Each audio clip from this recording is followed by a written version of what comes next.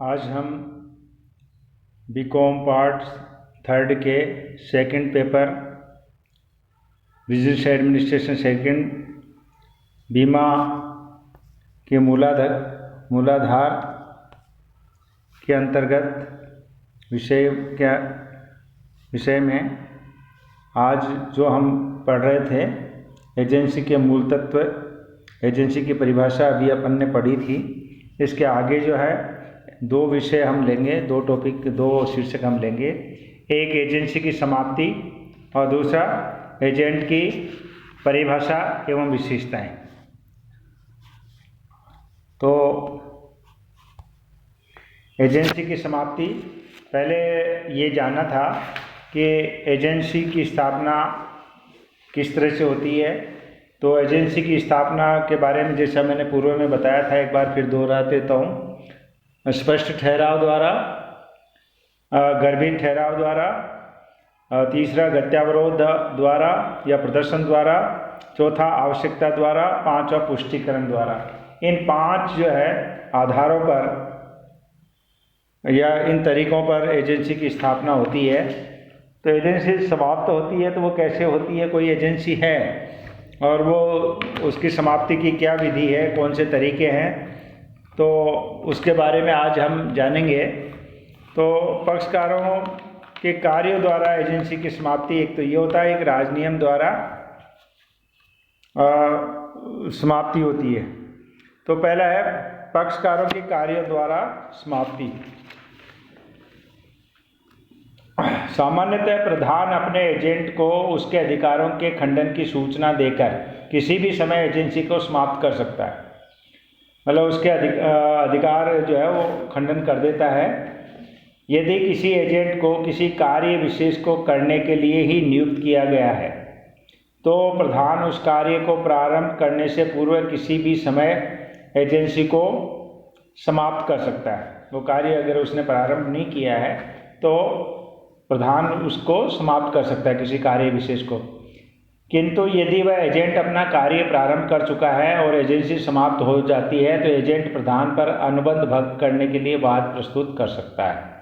ये धारा 203 के अनुसार है कि, जैसे मैं दोबारा बता देता हूँ, कि किसी कार्य विशेष को करने के लिए किसी को एजेंट बनाया गया और उसने उस कार्य को प्रारंभ नहीं किया है तो प्रधान उस एजेंसी को जो है समाप्त कर सकता है। लेकिन उसने उस कार्य को प्रारंभ कर दिया है तो वो अगर उसकी एजेंसी समाप्त कर दी जाती है तो एजेंट प्रधान पर अनुबंध भंग करने का वाद प्रस्तुत कर सकता है।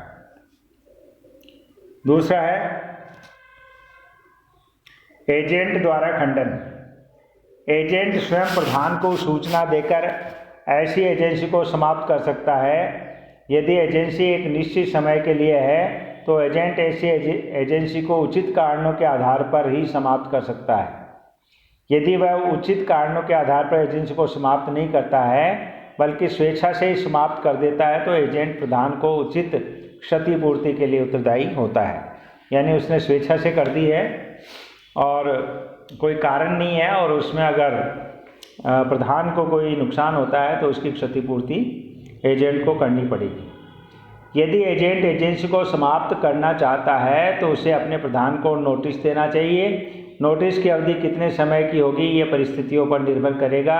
उचित नोटिस के अभाव में एजेंट द्वारा एजेंसी समाप्त करने पर एजेंट को क्षतिपूर्ति के लिए उत्तरदायी ठहराया जा सकता है। फिर है आपसी ठहराव द्वारा। जब प्रधान तथा एजेंट आपस में मिलकर ये ठहराव करते हैं कि एजेंसी को समाप्त कर दिया जाए तो इस ठहराव के लागू होने पर एजेंसी समाप्त हो जाती है।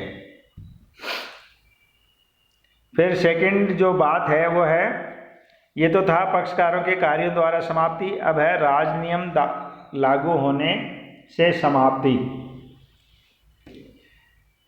इसकी जो परिस्थितियां हैं वो हैं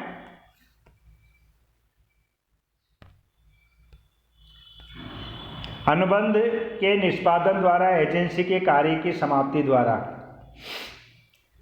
जब एजेंट तथा प्रधान के बीच निश्चित किया गया एजेंसी का कार्य पूरा हो जाता है तो एजेंसी स्वतः समाप्त हो जाती है। इसमें एजेंट तथा प्रधान दोनों ही अपने अपने कार्यों को निष्पादन कर लेते हैं, परिणाम स्वरूप एजेंसी समाप्त हो जाती है। तो कार्य ही नहीं रहा तो एजेंसी भी समाप्त हो जाती है। दूसरा है अवधि व्यतीत होने पर। यदि एजेंसी एक निश्चित अवधि के लिए स्थापित की गई है तो उस निश्चित अवधि के समाप्त होते ही एजेंसी स्वतः समाप्त हो जाती है। यदि अवधि समाप्त होने पर कार्य अधूरा रह जाता है तो भी प्रधान एजेंट को उस कार्य को पूरा करने के लिए बाध्य नहीं कर सकता है। अगर कोई अवधि है, कोई डेट है, कोई टाइम है और वो निश्चित अवधि के लिए ही है तो वो उस दिन वो समाप्त हो जाएगी एजेंसी।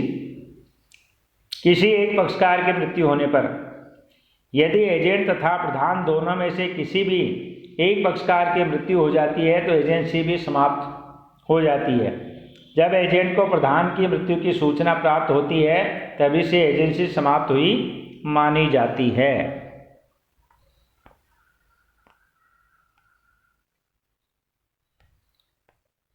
फिर किसी एक पक्षकार के पागल होने पर प्रधान तथा एजेंट में से किसी भी के भी पागल हो जाने पर एजेंसी समाप्त हो जाती है।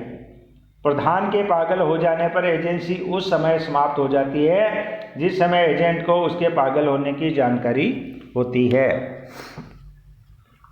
फिर संस्था के समापन पर यदि कोई एजेंसी किसी संस्था के साथ है तो उस संस्था के समापन के साथ ही एजेंसी समाप्त हो जाएगी।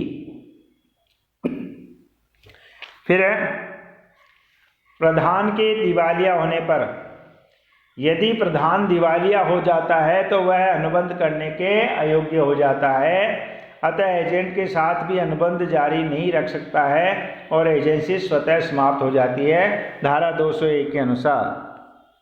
फिर एजेंसी के मूल तत्व के नष्ट होने पर यदि एजेंसी का मूल तत्व नष्ट हो जाता है तो एजेंसी भी समाप्त हो जाती है, एजेंसी का अनुबंध भी समाप्त हो जाता है। उदाहरण के लिए राम ने श्याम को अपना घोड़ा बेचने के लिए एजेंट नियुक्त किया, घोड़ा बेचे जाने से पहले ही मर जाता है। यहाँ राम एवं श्याम के बीच एजेंसी का अनुबंध भी समाप्त माना जाएगा क्योंकि जिसके लिए एजेंसी की गई है वो ही अब नहीं है, अस्तित्व उसका अस्तित्व नहीं है। फिर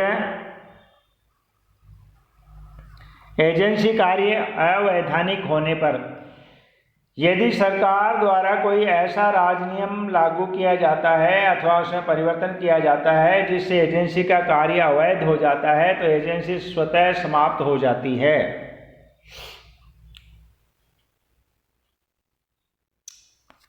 फिर जब प्रधान विदेशी शत्रु हो जाता है, यदि प्रधान तथा एजेंट दो भिन्न भिन्न देशों के निवासी हैं और प्रधान के देश में एजेंट के देश ने शत्रु राष्ट्र घोषित कर दिया है तो प्रधान तथा एजेंट के बीच स्वतः ही एजेंसी समाप्त हो जाती है।